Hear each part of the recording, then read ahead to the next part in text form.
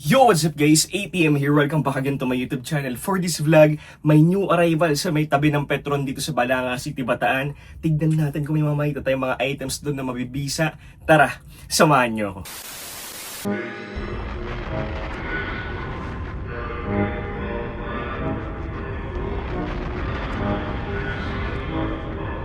Curfew chick.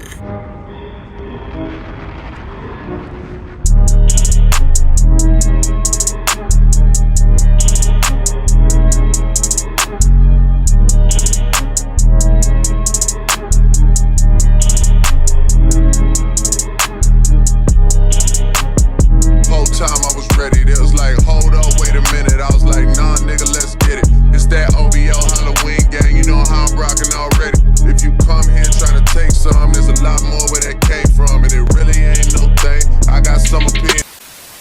Soon guys, kakauwi nga lang natin at grabe. Yun lang masasabi ko, grabe yung mga nakuha ko. Tara, isa-isahin na natin to. So first, may nakuha tayong Walking Dead. Well, yes, size medium siya, pero look at that graphics, guys. We are the Walking Dead. Tapos Walking Dead official tag, size medium, guys. So dito pa lang talaga masayang ng sulit yung punta natin doon. Then next, may nakuha tayong statement T. Halagay dito, I have 3 moods. What the fuck? Are you fucking kidding me? Fuck this. And guys, sa mga naghahanap ng ganito, you know the drill, guys. PM nyo ako for sale. Tingin yung neckline, yung gano'n ka-busy neckline. Next please, may nakuha rin tayong Halloween tea. Ghostbusters ata to. Ayan, pakita lang natin. May pagka-lime green yung color niya. Then, Ghostbusters on tag, size XL. Ang ganda ng pagkakatay-dye nito, guys. And saktong-sakto sa paparating na October, guys. Then, next one, ay nakuha rin tayong Batman na t-shirt. Nung una akala ko, fake siya, no? Pero, nung nakita ko yung graphics, may Batmobile, guys. Lightning na Batman, then Batman official tag. So kung fan kayo ng Batman, kayo ng bala. Not that visible pero, ayan guys, and Batman logo meron dyan. So official tag to, size large. Kung interesado kayo, PM nyo. Next one, may nakuha rin tayong Jesus T. Lately, ang daming naghahanap sa akin ng Jesus T after ng Holy Week, guys. So here it is, guys. Halay ito, what will Jesus do? Ayan, sobrang solid, guys. Okay, ano siya? Para siyang, ano ba yan? Lumilipad or nasa highway. Ay, kumbaga dito pa lang makita natin na makapangyarihan ng Diyos, diba? So, ano daw ang di kayang gawin, diba? So, yun, good size large, for sale din to. Next is, guys, may nakuha rin tayong yung si Rider T. Ayan. Size large, Delta Pro weight on tag. Mullet type to. Ayan, maliit yung harap din, yung likod. Woo!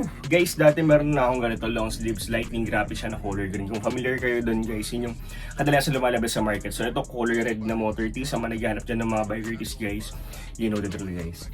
Next one, may nakuha rin tayo. Ito na. Ito na yung last ko atang nakuha. In and out, size small. Ayan, sa mga naghahanap ng in and out, kayo nang bahala dito. And guys, meron nga pala akong carte doon na iwan, sayang. Nasa video rin to sa vlog na to, hindi natin nakuha or na-misplace ko ata. And last but not the least, is this one. Woo! Look at the graphics, guys. Here's the front hit, then here is the back hit. Grabe yung graphics nito. Tignan niyo yung graphics ng gaano kabisa yan. Guys, Mac Tools on tag to. Ayan. And nasabi kong putya talaga ngayon pagka all overprint talaga ito matatawag. So, yun guys, yes, polyester siya pero panalo and kinokon lang din ng mga bossing kasi Cartier yan, all overprint na, umaapoy pa. So, eto na yung last ko na nakuha mga bossing. Sabi ko yung pinaka-the best ko nakuha sa Ukayan na yun, sa history ng pag-uukay ko sa Ukayan, guys. So, yun mga boss, maraming salamat sa lahat ng nanonood ng vlog ko, sa lahat ng susupport, guys. See you on my next vlog. Peace out! Everybody my suburban, everything I do on purpose. I'm blowing up like it's urgent. And she was acting like a virgin. I gave it to her, then I curved it.